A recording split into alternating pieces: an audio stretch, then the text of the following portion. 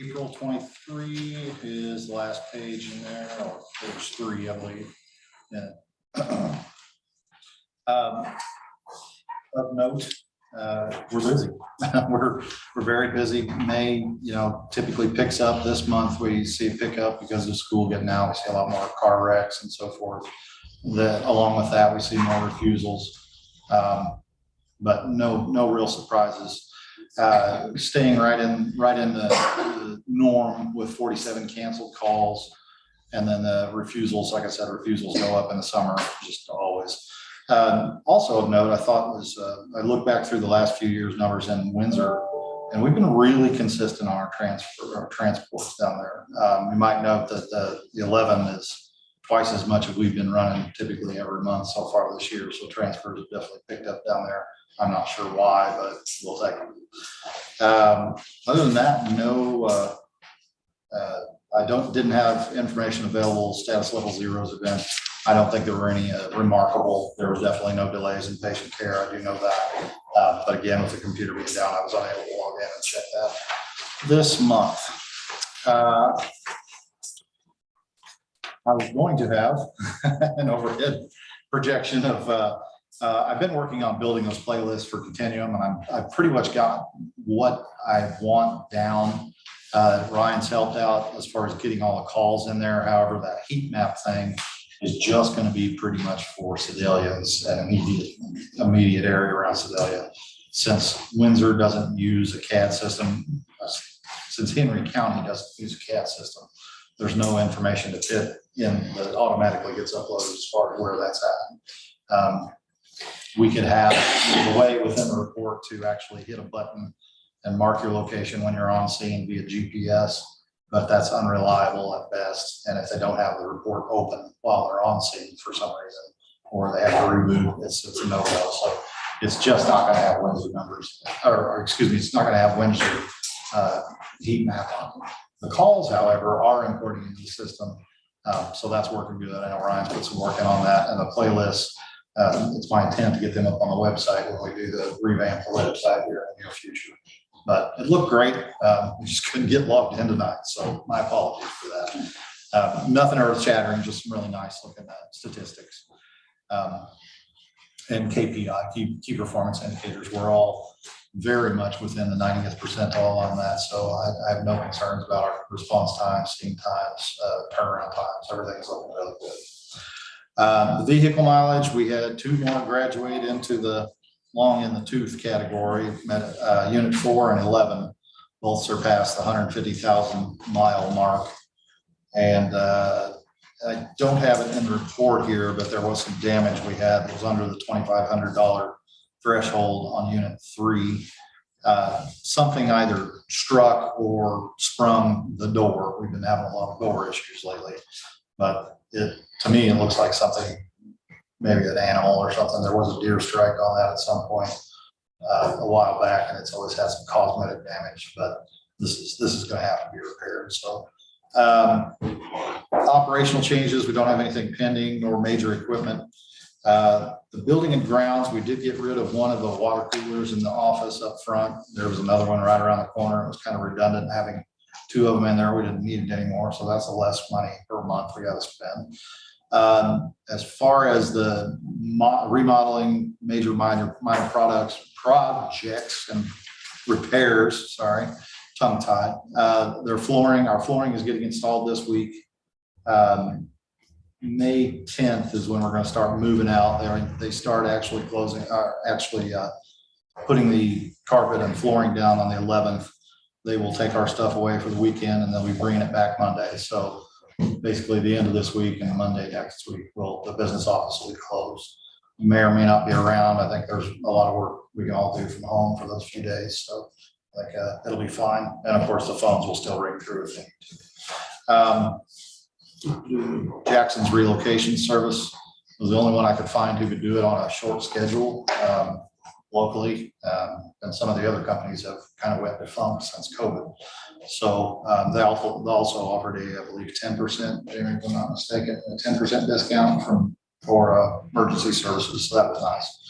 As There's been a lot of painting going on. A lot of the high traffic areas had not been repainted since the station opened in 2014. So that a lot of badly needed painting has gotten done over there.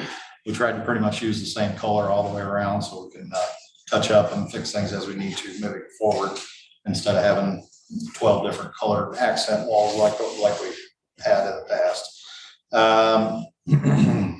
Some baseboard. They pulled the baseboard off to do this project, to lay down the laminate and the carpet.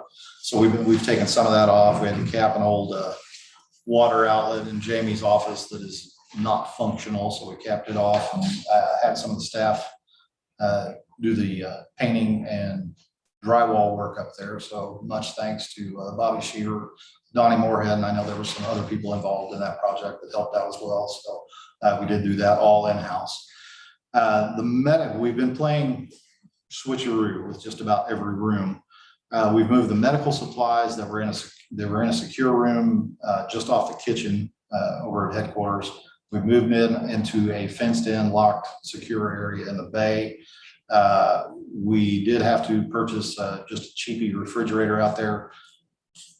It is heated in the wintertime, but it does get a bit warm out there. It exceeds our recommended temperatures for storing the medication. So we've put a refrigerator out there for all of our sensitive medications, which is nice because it's a very broad range. Some of them have a fairly narrow range where you can keep them, you got to keep them just the right temperature, and some of them you could freeze rock solid and thaw out and they'll be fine. So this way we hopefully won't have any waste.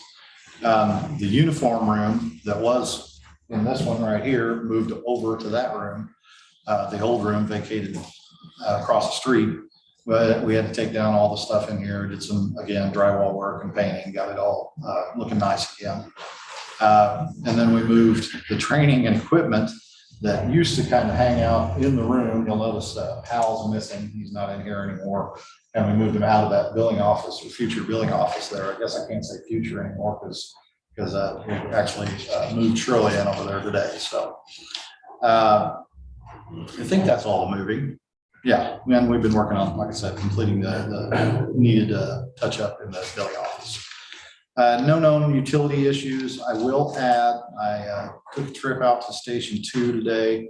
I hadn't got a chance to look at the roof very closely, but as it happens, one of the guys working out there had one of the little drones, so I had him take it up and look at the roof after the recent windstorms. And we do in fact have pretty much all the ridge cap got blown off.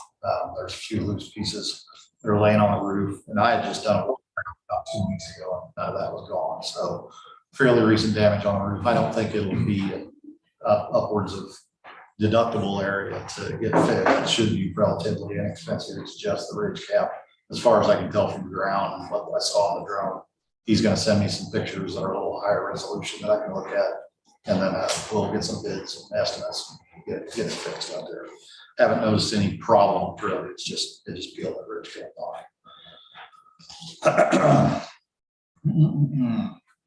Ryan has been working the past couple of weeks getting all the phones and internet services and computers ready for the building department. As far as I know, that's no issues with that.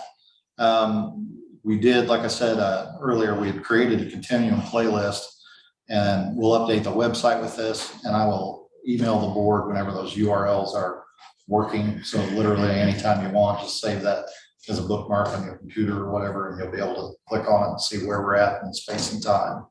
And the stuff I'm choosing to put on that list is what I think would be pertinent for the public as well as board members to know. But if there's any other statistics you guys would like to see, or, you know, how many patients do we start IVs on, or how many patients do we defibrillate every year? If you guys want to know any clinical or statistical data, it's a lot easier than it used to be. So really, really liking the continuum stuff.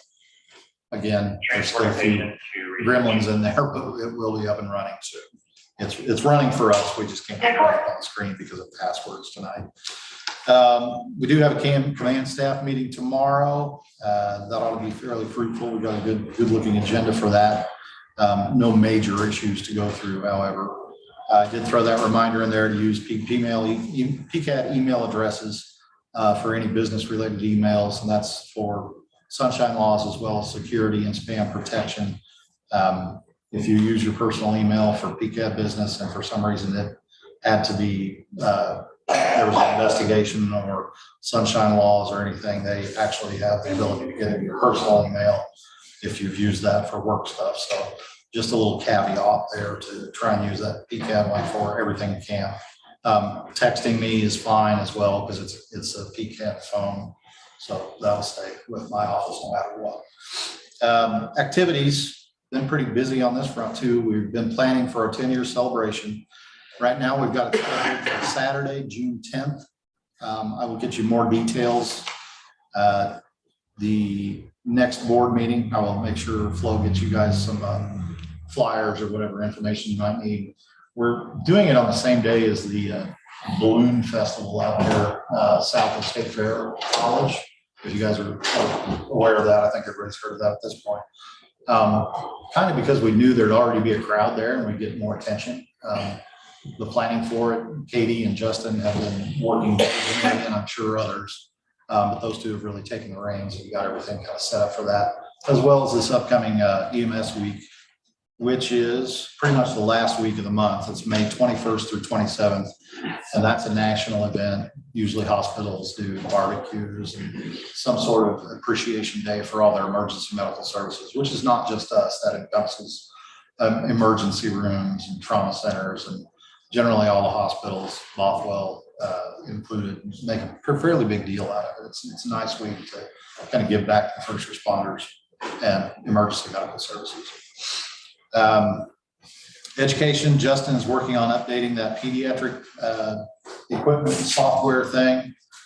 We were talking about last board meeting. Don't have any local 5229 issues.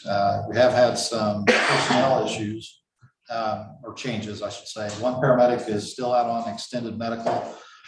She might actually be able to get back a little sooner than expected. I'm not banking on it, but that'll be a bonus if she'll be able to get back in the saddle. We do have one EMT who just went out on maternity leave just right after right after the last board meeting. We did accept one EMT's resignation, moved on. And then we did finally we've got one paramedic hire that replaces that full-time position that was an already open position from several months ago. Go ahead and settle, and I think it's okay to announce, has that been out? Did everybody get the notices, Roy, as far as you know? Wesley Pierce was named as our new equipment officer. So Roy and I both are going to be leaning on him pretty heavily to get some things kind of streamlined and tracked. Ryan Shelton had been doing it up to this point and done a fine job. He stepped away from it, and we chose Wesley. He's sounded like he had a pretty good idea of what needed to happen, and we'll get him trained up, get him going. It's primarily what his two primary functions are: assuring that preventative maintenance gets done in an orderly way, because it's hard. It's like herding cats. To try, and when a monitor guy shows up, he comes down from Kansas City, so we got to cycle every unit, station 2, winter, everybody's got to come through for him to do all that. Same goes with ventilators and Lucas devices, stretchers, all the high-end equipment on the ambulance he'll be taking care of, as well as some of the day-to-day stuff like jump bags and so forth. The other element of that is equipment tracking. Too often EMS has to send out equipment with other services, whether they are transferring a patient from ambulance to ambulance because of a breakdown, or they're transferring from ambulance to helicopter because it's a critical patient. Sometimes equipment gets taken with those patients, necessary specialized equipment. We try and not do that if at all possible, but it does. It's just one of those things that does happen. So the equipment officer is going to make sure that we get immediate notification and tracking of those items, so we're not losing things. Hospitals can be a bit of a black hole for equipment surgery. And this is just a way. Ambulances are black holes. Oh, yeah, we can be too. Yeah, sheets, IV pumps. Yeah, it goes mutual agreement. But nonetheless, Wesley Pierce will, I'm sure, will do a great job. This is the continuum thing. I don't have a clicker, Ryan, if you want to just fast forward me through these as I tell you, it'll be fine. This is what you'll see when you get that URL. Up in the right-hand corner, you've got a next slide button, the previous slide button, a pause. Each of these shows for about 20 seconds. If Ryan could move over the donut or the circle graph there, you can see some of the real time. Each one of those, if you want to see what every one of those little stripes is, this is transports by destination, which I think is important, seeing how many were brought to our local facilities or shipped out. This does include transfers, so I was not surprised to see those numbers. It's in the by location. If you want to know where the ambulances are responding to calls at, you can see that by and large it's residents and hospital. The others taken up between street, highway, apartments, basically residents 2.0, and then nursing homes. So again, you can mouse over any of that stuff to get additional information. It's really handy. And if you got a chart that's particularly interesting to you, if you hit that little pause button up there, you can spend as much time as you want. There will be a caveat online that these numbers may not be 100% accurate. I'm trying to narrow down a margin of error because there's just going to be things that the software doesn't pick up. But there'll be that little caveat. So if you see a number on there that looks odd, feel free to ask me about it or whatever the case. You can go ahead and move forward. Oh, can you pick your date range? This doesn't allow you to. This is the previous month. And that's why I set it up for a board meeting that way. I can certainly do that. I can build another playlist. It's very easy to build them for whatever, like if you want the last 12 months, if you want the last quarter. I don't know if the board has any. Until you look at them for a while, you might not know what you want to see. But I'd be more than happy to share more than one link. So you've got last quarter, last month, last year, last week, anything up to date. These are dynamic charts. So as soon as the month changes, this will update with May's information. And if you can even do this on a day-to-day basis, but that's not a very good way to see trends or anything. You just get what happened that one particular day. Again, if you want to pause that one for a second, I mentioned if you go down to the bottom there, those definitions, you can click on those to disable that section and it takes it out. We don't use the PCAD to dispatch notify. Ryan, you clicked on the PCAD. You clicked on the second one, the first one, turn off the first one. Yeah, there you go. So these are all our KPI numbers. These are how long it takes phones from time of 911 access to us getting the call from dispatch. Shoot time is how long it takes us to get out of the station. En route, same difference. Shoot time, I tried to disable too. I may filter that one out because it's kind of the same thing. When we actually make patient contact is also not really that important. The big numbers on there is how long it takes us to get the call, how long it takes dispatch to get us that call, how long it takes to get on scene, what time we spend on scene, and then how long it takes to get back in service. Those are all KPI. They're good for you guys to know, at least have access to and see. They're pretty widely published in EMS. This is the first time we've ever had really good data put into them. So, and as you can see, the top one is ours, the bottom one is the 90th percentile. So we're doing great. We're 100 times on every single element of that. No issues there. But I think that's one of the most important charts as far as how well we're serving the community as far as response times. So, okay, thank you. I think we got one more. These do loop. So if you just want an on-ball screensaver, I guess there you go. It'll loop just forever.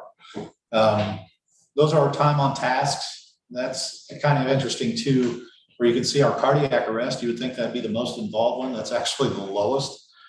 Because those patients are typically, if we resuscitate them, we wait a short period of time and then we hit the road. Whereas some of those other ones will take a little longer on scene to get vital, crucial treatments on board, breathing treatments, other medications that we have protocols to do. So it was kind of interesting how that all plays out on there. The longest one we spend the most time on is stroke.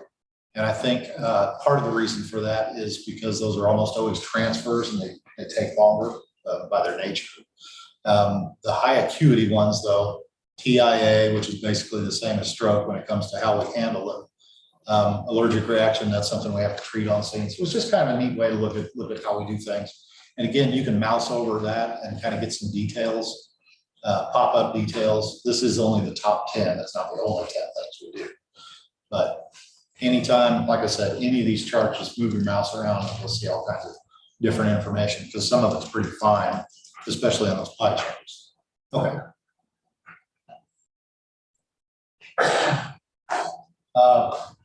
Good graphic representation of why women live longer than men. This is split pretty evenly, though. It's when you get into the strokes and heart attacks where men, that's a lot more of our patients are men, needless to say. Next one's fine. And we circle back around. I believe that's the first slide. So you can see all those little stripes in there. There's just not a, this is a little easier to see on your computer screen. I know it's kind of tiny as we look at it here. I'll see if I can possibly make that any bigger, but like I said, it's a little easier to see on your computer. That's it. So if there's more information you want, I'll probably add some stuff in there as we go, but I was just putting this together more as a test to see how it worked. And this is what I plan to put on our website. So any John Q Public can log in. No login required, I should say. Any John Q Public, click on it and there it is. So I think it's a great tool for transparency in the county, in the district. I believe that is all I have. Anybody have any questions for it? I'll let you answer it, but I wanted to throw one additional thing. We are working with Bothwell on this transforming of rural community health. Did I get that right? Big acronym. Torch, yeah, Torch for short. We've been working on that, and a lot of that is statistical analysis of how well we're treating our patients in rural Missouri. The grants are going to all rural hospitals. Bothwell, of course, applies to one of those. And this kind of statistic is going to be really useful in their initial application to that grant. So I'm trying to get Michelle this thing before, so she'll have that. So yeah, I just want to throw that in there. That's something else we're doing with Bothwell. This is pretty nice. This is pretty informative, actually. Push your eyeballs on these numbers on a page or those numbers. This actually tells you really the meat and potatoes of what we spend our time on. The destination one is especially useful. Like I said, there's some little ones and twos in there that you can't even see. You got a mouse over them before they'll even pop up. But you can see our biggest, you go back to that previous one, right?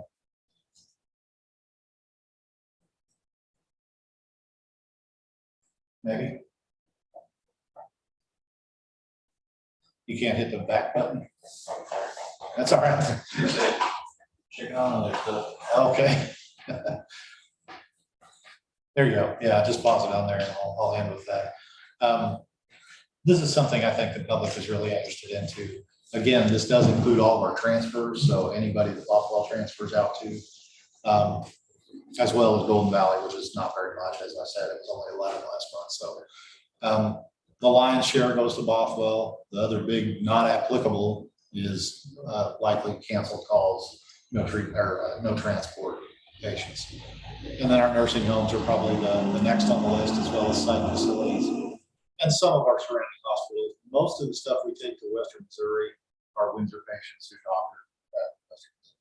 So pretty rare for us to take anybody up there from Sedalia, maybe one or two of the tops.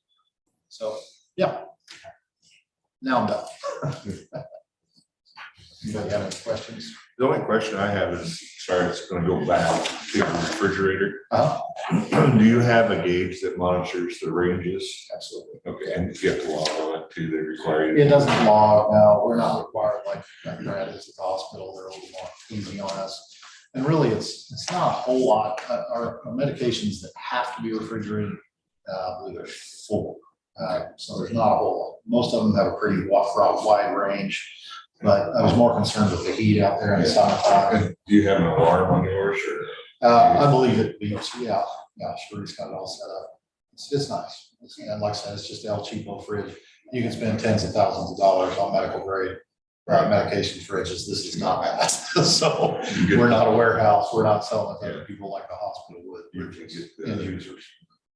Yeah, we don't use it in all our clinics either. Yeah. It's medical grade ones, but you can buy with the monitors. Yeah, if you're not distributing, you can put it in a igloo cooler if you want. But yeah, so that's all, like I said, that's a secured in a fenced in area, locked fenced in area. He's right now, so.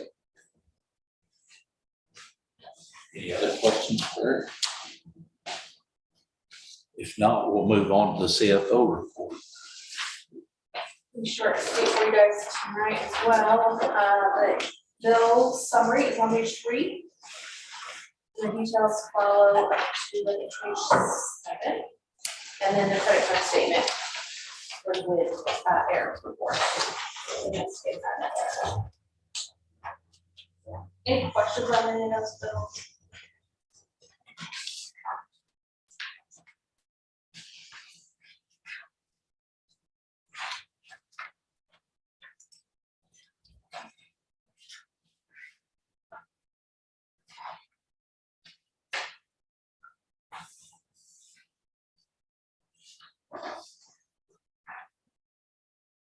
Are there any questions on any of the bills? If not, I'll take a motion to approve payment of the outstanding bills. So moved. Do we have a second? Second. All in favor, say aye. Aye. All opposed, same sign. Medical director's report, Dr. Jess. Well, in terms of the refrigerator you're talking about, in that storage area, in the wintertime, it's not a problem. You can keep things warm enough, that they're not going to freeze. But in the summer, it gets too hot back there, and there would be units that would be destroyed because they exceeded the temperature to safely just have them out on the shelves. Other than that, one of the main reasons I was here, there was some indication that there might be a discussion about our services use of ketamine. And I just wanted to assure the board that all of the medications that we choose to use are on the trucks because they will benefit our patients. Everything we use has the potential for patient harm if not used correctly. And so I just want to assure you that we have a process for monitoring all of these drugs, as well as ketamine. And that anyone, if in fact, if an EMT who doesn't administer meds at all feels like something inappropriate has been done, they can report it, and there's an investigation that takes place. Everything that comes in is taken seriously, and whatever remedial means or actions need to be taken, if any, are then taken care of. And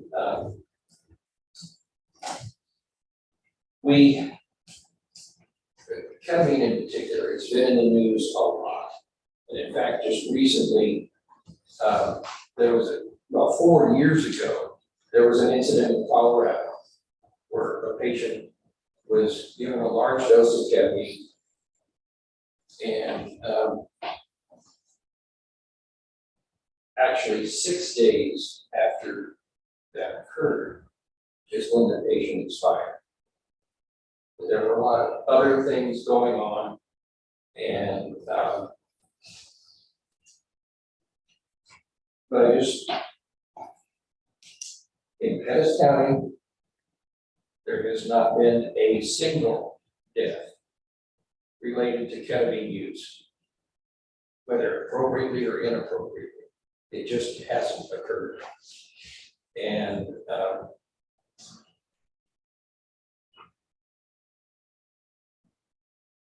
Justin Cross, who is our education director. In fact, this morning we were talking about, he's going to be instituting every shift change. On that first day, there's going to be an hour spent of education and practice on our drugs, our equipment, so that everybody is up to snuff on what we use to treat our patients. So, I just can't see, now, I can't tell you that it's not ever gonna happen. Because humans are humans. People react differently to medications. And, but so far, it is not an issue. And I am so confident in the fact that our people care about Pettis County residents. It's not, there are some places that that's not the case. It's just a job. It's a paycheck. It's a retirement. And in my talking with different crew members, the different times that I'm here, I am entirely confident that our people still, first of all and foremost, care about our patients, our residents. So, any comments or questions? Yeah, just a question. So if the MP does raise their hand and say, hey, we have a question. Yeah. You've audited that report. Yeah. Yeah. Yeah. And what's the process then? So it goes to your quality officer? There's a couple routes they could take. Yeah. They can report it anonymously. I say anonymously, we know who reports it because it go out there.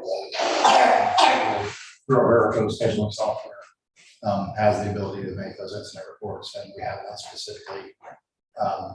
Selectively, it only goes to Roy and myself, and that's for personnel or confidential issues. The other route is they can go directly to a captain or a supervisor on their shift. If you don't mind, I want to caboose something on the end of that. There's 242,000 paramedics active in the United States.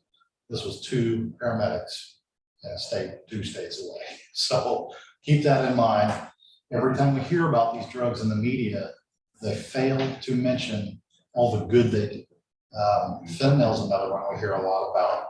Fentanyl's an amazing drug, and when it's used correctly. Ketamine is an amazing drug that was discovered to work really well. Unfortunately, thanks to the Iraq wars, they found that you could give it to critical trauma patients and not drop their blood pressure, which was a big concern with morphine and some other sedatives and analgesics back in the day. But I just want to point out that no matter what you say about some of these drugs, people have heard these scary things in the news. And yeah, if you have a question like that, please feel free to call. And if there's something bad, I promise you, Gus will have it off the truck and do your work.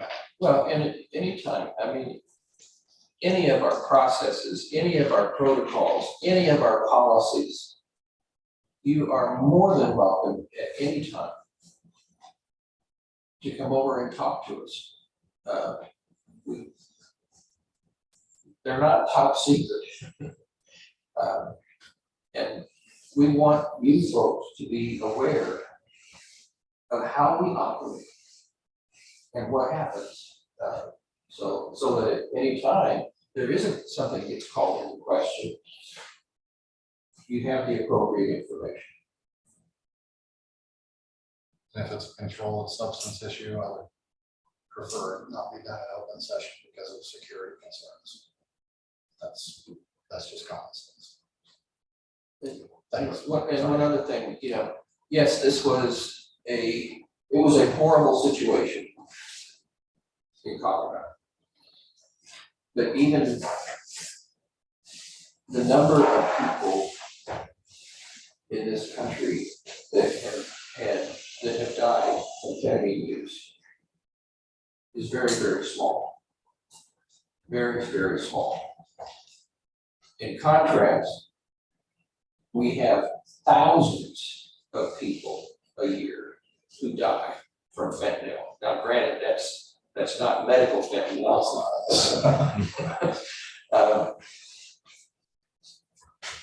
But we just, but you don't hear, I mean, you do hear about the fentanyl crisis, but nobody focuses on it with such laser-like attention as they have on this ketamine issue.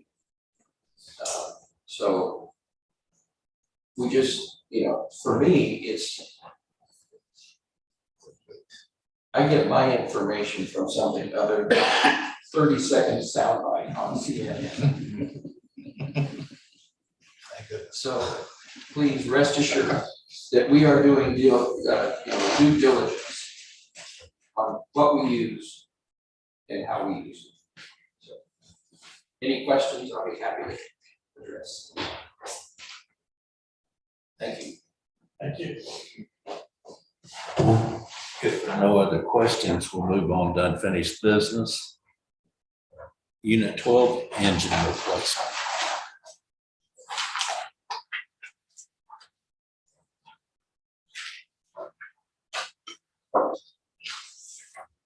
Roy, do you want to take that one? Sure. Okay.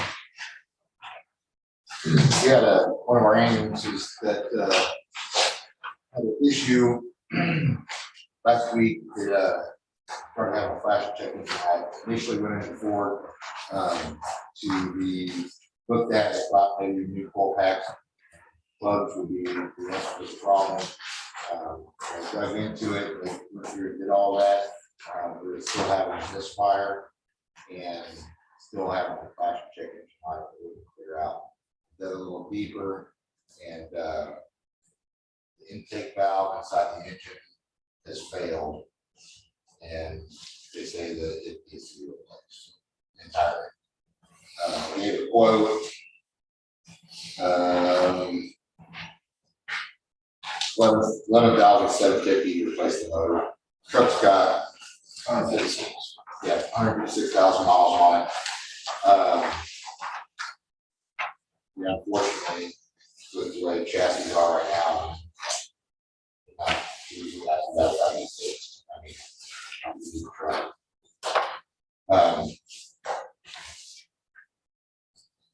Looks like it's a little bit cheaper than what the last one was. The last one was 12,500. So,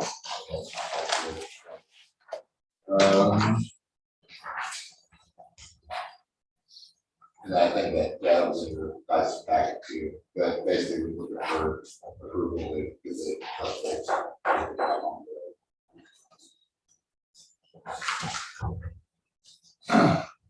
That's not very many miles for that kind of failure.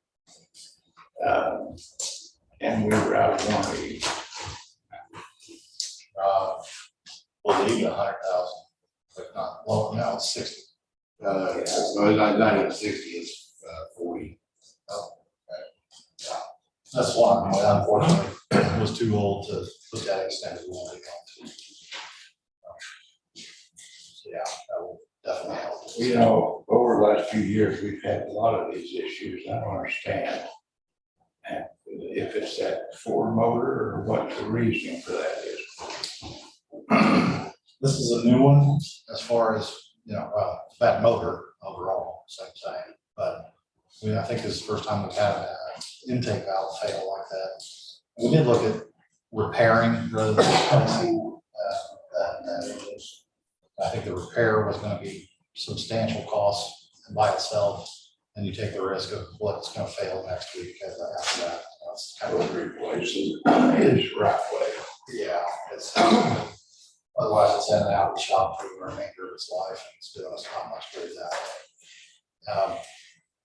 I looked into some stuff as far as what is commonly failing on those motors, and I don't believe there's any one particular thing that we've had an issue with.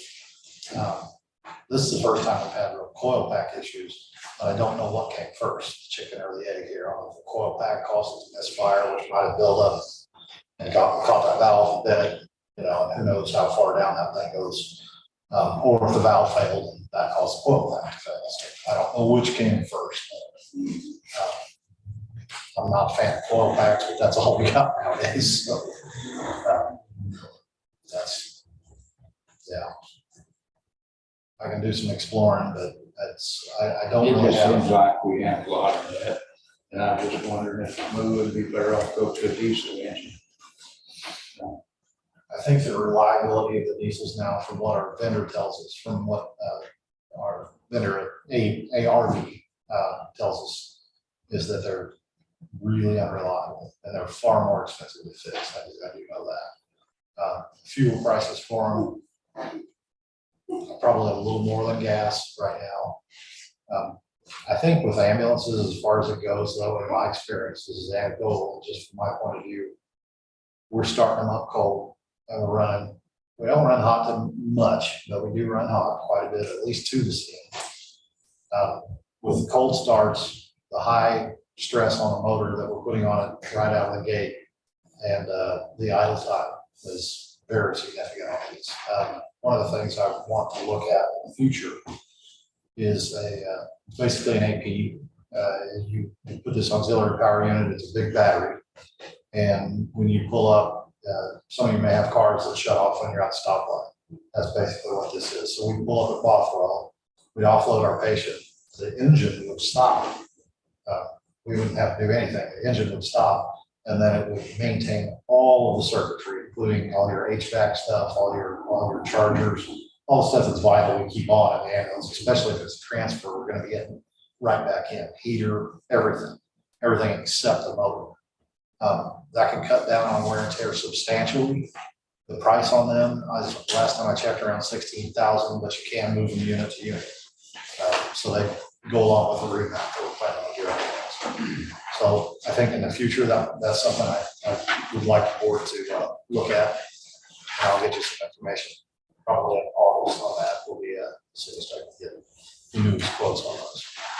But that's the only solution I've ever seen in my years of EMS is something like that. You know, in the past, there's been ways to we've tried to remedy it with shutting the ambulance off when we got to the scene. And what happens inevitably when you shut the ambulance off, it doesn't turn back on. You're not plugged into shoreline or anything like that. There's a lot of power hogs in the back of those things. So without that APU, big battery, you really kind of limit as much as you can do. Idle time, I would say honestly, is probably the most significant out of all of them. And that's something we can actually track with this ACE-TEC system we're firing up. So operationally, what does it look like if we don't do anything with it? We park it. that takes it back up away from us. You know, we've got right now, I believe a 3-to-1. Yeah, 3-to-1 ratio. It's a 2-to-1, 2-to-1. So that would mean we have 4 ambulances and only 1 back. Even Warsaw Lincoln has 2 ambulances and 1 back.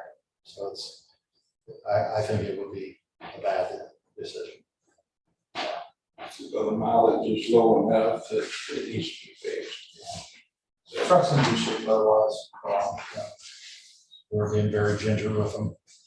It just seems like those happen to more frequent than you expect. Yeah.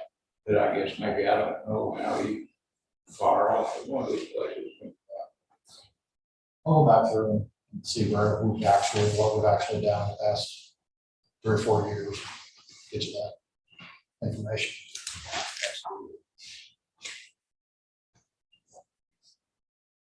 So did we get that other one already fixed? 12,000?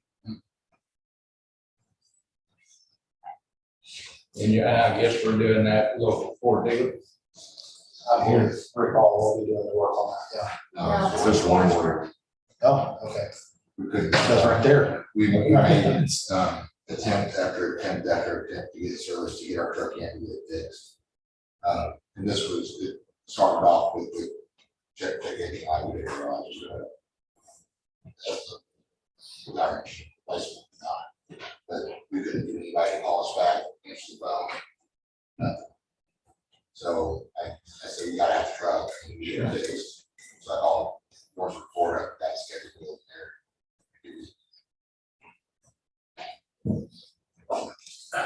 Well, being that we need it for service to the community, I move that we go ahead and bite the bullet.